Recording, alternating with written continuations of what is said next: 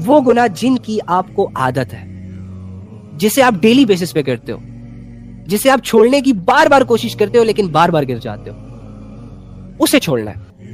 And number 3, فرائض کو اہتمام سے ادا کرنا ہے. لیکن یہ جو چوتھا پوائنٹ آ رہا ہے, اس کے لیے تو ایک بہت بڑا سینہ چاہیے, ایک بہت بڑی ہمت چاہیے. اس کے لیے تو آخرت کا عقیدہ بھی چاہیے, اللہ کا تعلق بھی چاہیے, ڈر بھی چاہیے, خوف بھی چاہیے. لیکن مشکل نہیں ہے. پتہ ہے کیوں؟ کیونکہ اللہ رب العزت فرماتے ہیں نا کہ جو انسان میرے لیے اسٹرگل کرے گا میں اس کے لیے ہدایت کے دروازے کھول دوں گا.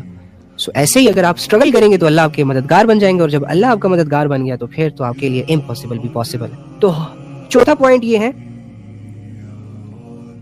حقوق, لوگوں کے حقوق واپس دینا.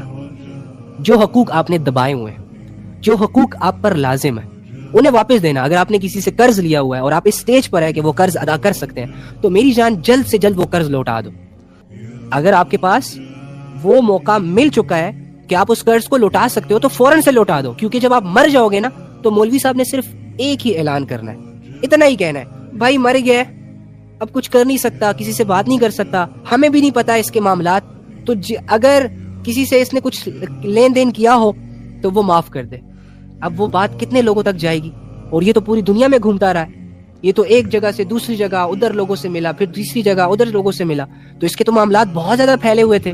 اور اس کے جنازے میں تو 1000-2000 لوگ ہی ہیں. تو 1000-2000 لوگوں سے یہ ریکویسٹ کر دینا کہ اس کے حقوق معاف کر دو. چلو انہوں نے معاف کر دیے, 100-200 لوگوں نے معاف کر دیے, باقی لوگوں کا کیا؟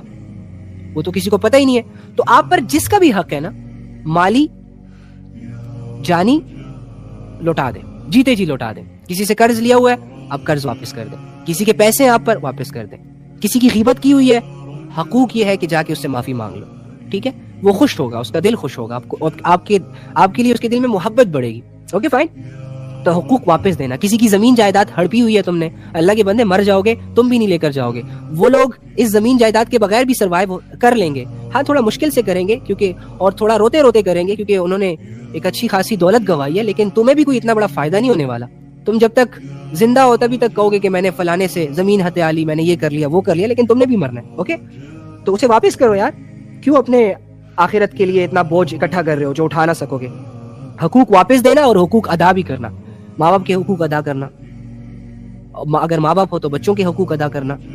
خاندانی نظاموں سے نکلو, بچوں کو خاندانی نظاموں کے مطابق ٹریٹ کرنا چھوڑیں. اگر آپ کو اسلام کا نہیں پتا تو پہلے آپ اسلام سیکھیں, اس کے بعد اپنے بچوں کو اسلام کے پوائنٹ آف ویو سے ٹریٹ کرنا سٹارٹ کریں.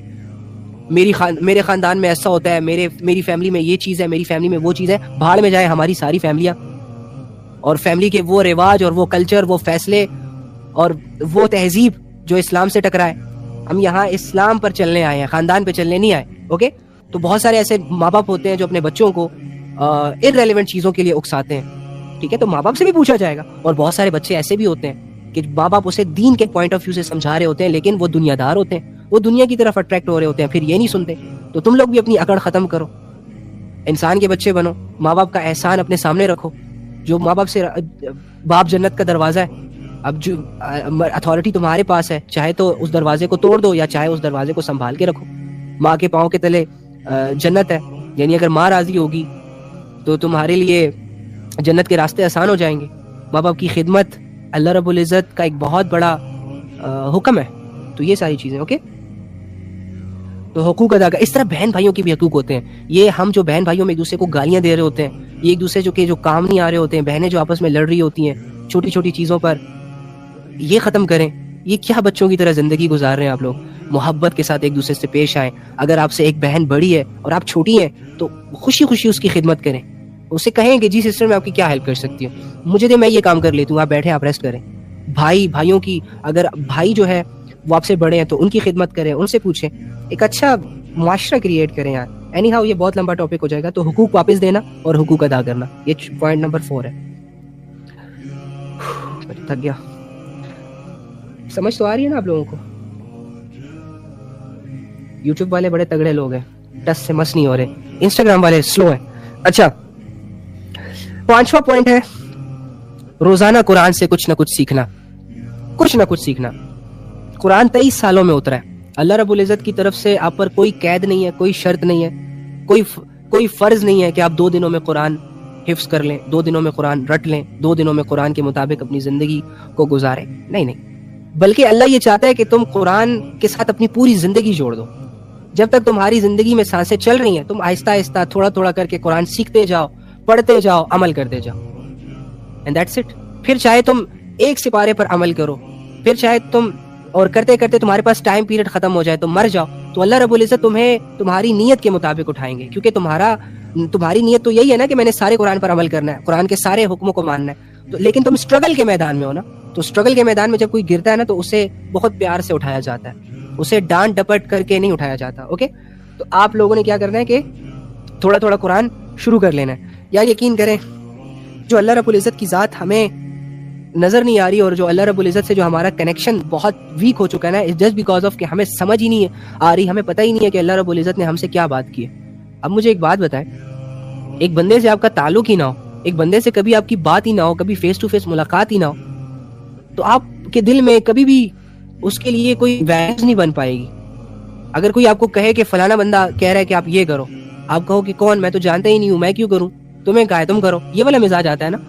تو جب تک ہم قرآن نہیں پڑھیں گے تب تک ہم اللہ کو نہیں پہچانیں گے. جب تک ہمیں یہ نہیں پتہ چلے گا کہ قرآن میں اللہ نے ہم سے کیا بات کی ہے، کیوں کی ہے، کس سینس میں کی ہے، اور اگر میں اس پر عمل کروں گا تو مجھے کیا ریوارڈ مل سکتا ہے، میری زندگی کیسے سیٹلڈ ہو سکتی ہے. تو جب تک ہم ان چیزوں کی کھوج نہیں لیں گے تب تک ہم جاہل کہلائیں گے.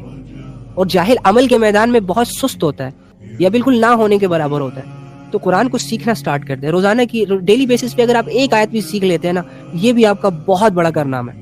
اب جیسے کہ میں نے آپ سے کہا بھی تھا، ہاں انفیکٹ کہ میں آپ کو روزانہ ایک آیت سکھاؤں گا انشاءاللہ، اور ایسے سکھاؤں گا کہ آپ کو وہ کلیئر ہو جائے. وہ میں نے کیا ہے، ہاں تو آج کی آیت بھی پڑھ لیتے ہیں ہم، اور یہ آپ کا فور ایگزامپل بھی ہو جائے گا کہ آپ لوگوں نے نا ایسے قرآن سیکھنا ہے. هو الذی ينزل على عبده آیات بینات لیخرجکم من الظلمات الی النور. دیکھو یہ چھوٹی سی ایک آیت ہے، لیکن اس میں ہمارے لیے اللہ کی محبت چھپی، فکر چھپی، اور سنسیریٹی چھپی، اور کامیابی، بھلائی، اپنائیت، ساری چیزیں چھپی ہوئی ہیں اگر ہمیں سمجھ آ جائے. اب پڑھنے کو تو میں نے صرف عربی پڑھی ہے، آپ کو بھی نہیں پتا، ہمیں بھی عربی کی اتنی پہچان نہیں ہے، لیکن جب ہم اس کے ترجمے پہ غور کریں گے، اس کی تفسیر پہ غور کریں گے تو بات ہمیں سمجھ آئے گی کہ اللہ رب العزت بیسیکلی ہم سے کہنا کیا چاہ رہا ہے.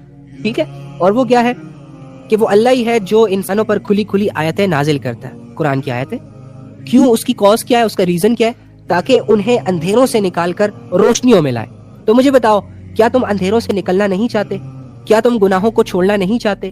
اور اگر ایک کوئی کافر ہے، مشرک ہے، تو کیا وہ اس ساری چیزیں جہنم کو سامنے رکھ کر اس بات کی خواہش کر سکتا ہے کہ اسے جہنم کو دیکھنے کے بعد بھی کفر اور شرک کرنا ہے؟ اس کی بھی یہ خواہش ہوگی نا کہ میں کفر سے نکل آؤں، شرک سے نکل آؤں، رائٹ؟ اور کفر اور شرک بہت بڑا اندھیرا ہے، اسی طرح گناہ ایک بہت بڑے اندھیرا ہے، غفلتیں، بد اخلاقیاں، بدنیتی اور گناہوں کا ایک بہت بڑا اندھیرا ہے. تو آپ لوگ ان سے نکلنا چاہتے ہیں نا، رہنا تو نہیں چاہتے. ظاہر سی بات ہے، جب آپ کے کمرے میں اندھیرا ہوتا ہے تو آپ کی یہ خواہش ہوتی ہے نا کہ کوئی نہ کوئی روشنی ہو، اور روشنی ہوگی تو آپ کچھ کر سکیں گے، قدم بڑھا سکیں گے، راستے آپ کو دکھائی دیں گے. روشنی ہی نہیں ہے، آپ کیا کریں گے؟ کچھ بھی نہیں کریں گے نا. تو آپ کی یہ خواہش ہے، آپ کی اور میری، ہم دونوں کی، بلکہ پوری انسانیت کی یہ خواہش ہے کہ ہم اندھیروں سے نکلیں. ہاں وہ الگ بات ہے کہ ہم نے اپنی زندگی کے اندھیروں کو کبھی امیجن نہیں کیا، ہمیں نہیں پتا کہ ہماری زندگی کون سے اندھیروں میں ہے. جب پتہ چلے گی نا کہ اوہو میں تو اس گناہوں کے اندھیرے میں ہوں اور اس گناہ نے مجھے اتنا نقصان دیا، اور جب ریئلائز ہوگا تو آپ یہ دعائیں کریں گے رو رو کر کے، اللہ مجھے ان اندھیروں سے نکال.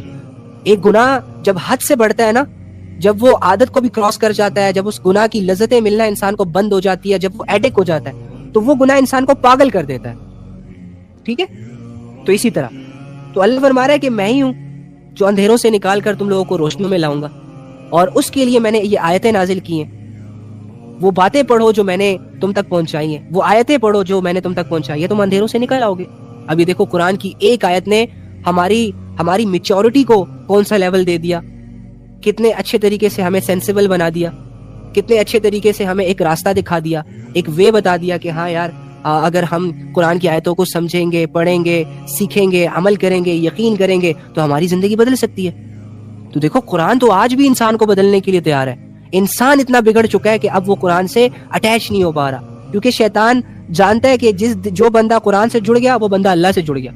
اللہ کے نبی فرماتے ہیں نا کہ جو انسان بھی، میں 2 چیزیں چھوڑ کر جا رہا ہوں، اور اس میں ایک قرآن بھی ہے کہ جب تک اس کو مضبوطی سے تھامے رکھو گے, پکڑے رکھو گے, اپنا کنیکشن, اپنا ریلیشن قرآن کے ساتھ جوڑے رکھو گے, اپنی زندگی قرآن کے مطابق سروائیو کرو گے, تب تک تم گمراہ نہیں ہوگے, تب تک تم گناہوں کے اور غفلتوں کے اور بغاوت کے حوالے نہیں ہوگے. دیکھیں اب ہم نے اگر نبی کی بات پر ہمیں یقین ہوگا تو ہم اس قرآن کو سینے سے لگائیں گے. دیکھیں نا کتنا یقین کریں, ایک دفعہ آپ قرآن کو پڑھنا تو سٹارٹ کریں.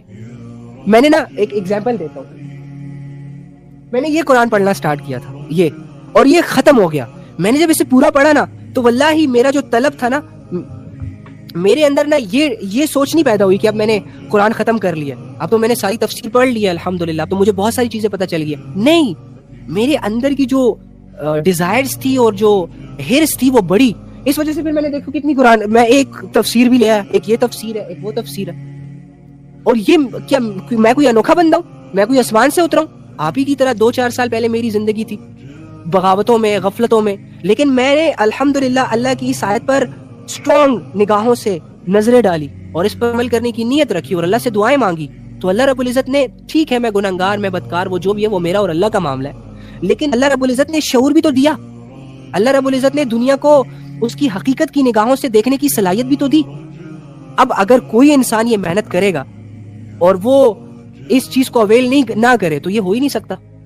کتنے ایسے لوگ ہیں جنہوں نے جب اسلام سے پہلے اپنی مرضی کی زندگی گزاری, غفلتوں میں, عیاشیوں میں وغیرہ وغیرہ, لیکن جیسے ہی وہ اسلام کے ساتھ لوئل ہوئے, سنسیئر ہوئے, جیسے ہی ان کو اسلام پسند آیا, اللہ سمجھ آیا, تو انہوں نے اپنی ساری زندگی, اپنی ساری دولتیں, مصعب بن عمیر کو دیکھ لیں, ان کی دولت جو تھی وہ تو پورے جہان میں چرچے تھے ان کی دولتوں کے.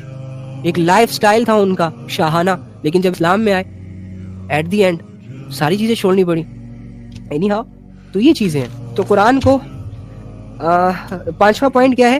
روزانہ قرآن کو سیکھنا, اس کی ایک آیت, کم سے کم ایک آیت کا ترجمہ, تفسیر, اور اس میں جڑی اللہ رب العزت کی محبت, وہ حکمت جو اللہ تعالیٰ ہم سے, اس آیت کا مقصد کہ وہ کیوں اتری اس زمین پر, اور وہ آیت میرے لیے کیسے بینیفیشری ثابت ہو سکتی ہے.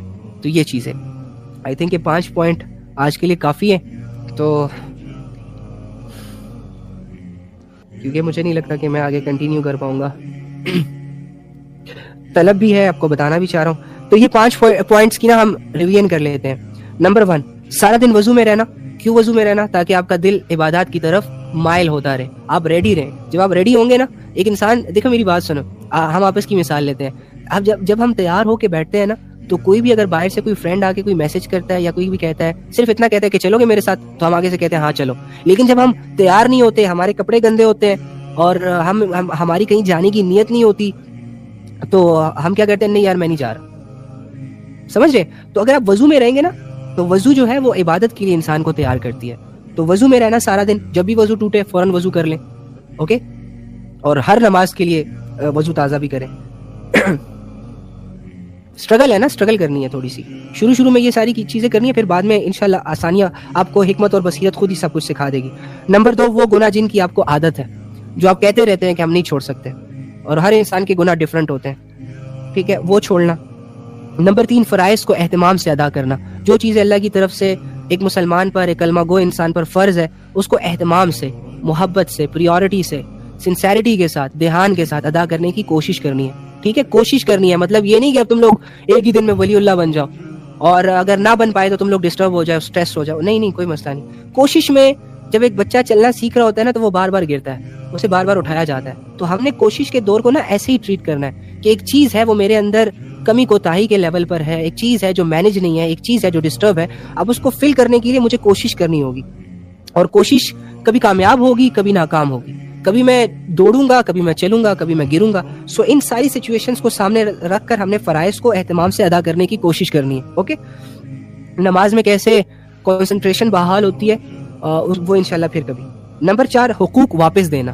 یعنی جن بندوں کے بھی حقوق آپ لوگوں پر ہے, جس میں قرض ہے, جس میں پیسے ہیں, جن کے حقوق میں آپ سے حق تلفی ہوئی ہے, ان سے معافی مانگنا ہے.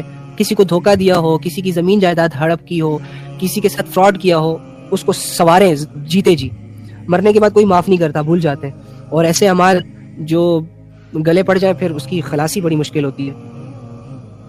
اور حقوق ادا بھی کرنا، جیسے کہ ماں باپ کے حقوق ادا کرنا، بہن بھائیوں کے حقوق ادا کرنا، بیوی ہے تو شوہر کے حقوق، شوہر ہو تو بیوی کے حقوق.